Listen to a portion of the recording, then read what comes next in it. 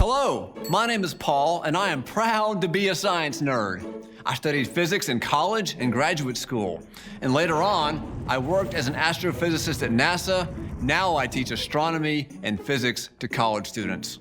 I'll be taking you on a journey to explore the connections between science and faith.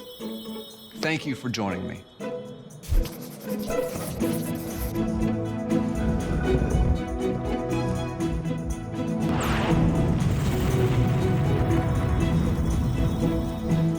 Today, I'd like to ask you a question.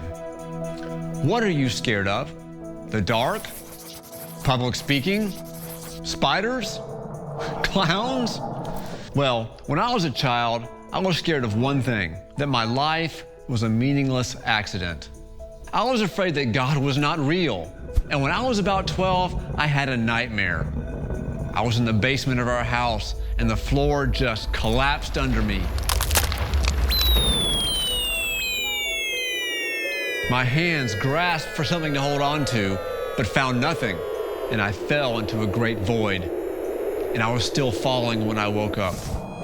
And I immediately knew that the dream was about God not being there. It was the most terrifying dream I've ever had.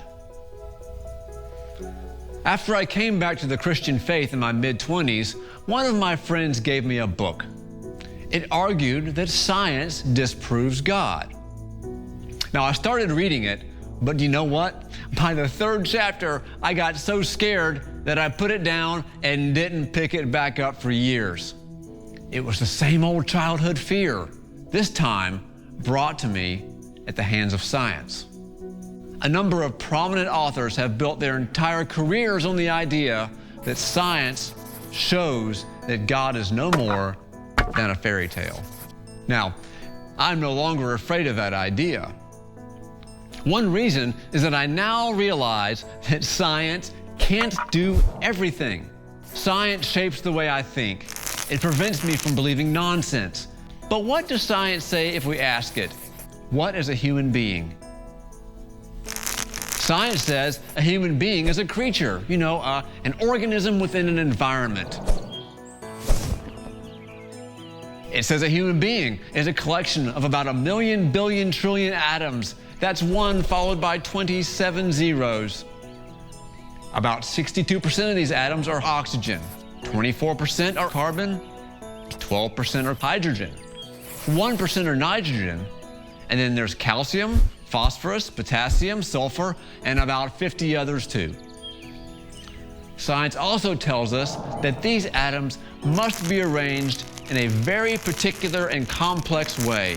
And thanks to billions of years of evolution, here we are. Think about this.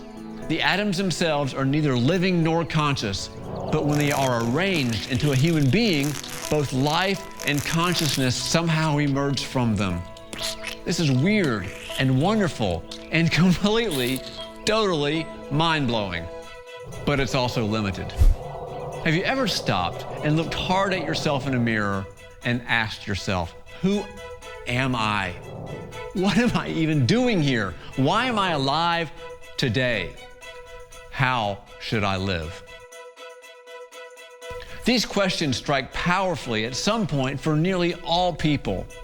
And science, wonderful as it is, cannot address them in a morally satisfying way. But faith, which encompasses all science and all knowledge, can. To show this, let's ask Christianity the same question. What is a human being? Like science, Christianity says we are creatures, but it says something else too. It says we are creatures made in the image of God. Now, what does that mean? Made in the image of God. Some people say it means there's something special about us that sets us apart from other animals. This might be, reason or creativity or the use of language.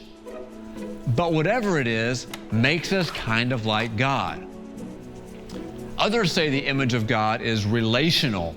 This means that we have a unique capacity to relate intimately with God and with each other. Still others say that we are like God because we have dominion over the earth and life on it, just as God has dominion over all creation and over all life. However you think about the image of God, it seems clear, though, that love has something to do with it. Scripture says that we were created out of love and for love. Love is why we are here, and love is how we should live. And Jesus, who is called the image of God in the book of Colossians, is the love of God in human form. That's why he is so important. Now, you will not learn about this from science. The divine image is not a scientifically verifiable idea, and neither is love. You can do all kinds of experiments all day long, and you will not prove that the divine image and love even exist. But science also cannot contradict these things. It cannot show that they are not real.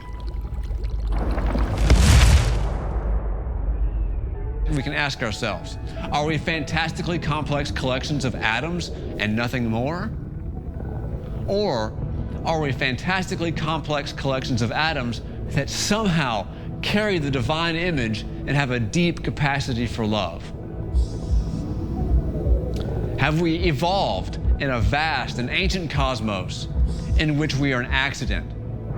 Or have we evolved in a vast and ancient cosmos that is infused by a God of love, in whom we live and move and have our being? Science alone cannot say. We must decide for ourselves what is true and live accordingly. In closing, I hope you come to see yourself and the cosmos we share as the most beautiful of miracles. I hope you never stop learning. I hope that you trust your own questions about God and about science. And most of all, I encourage you to learn and ask your questions in a spirit of trust and humility and openness, and not of fear or anxiety. If you do this, you will soon discover that there's nothing, absolutely nothing, to be afraid of. And that's because there is no fear in love.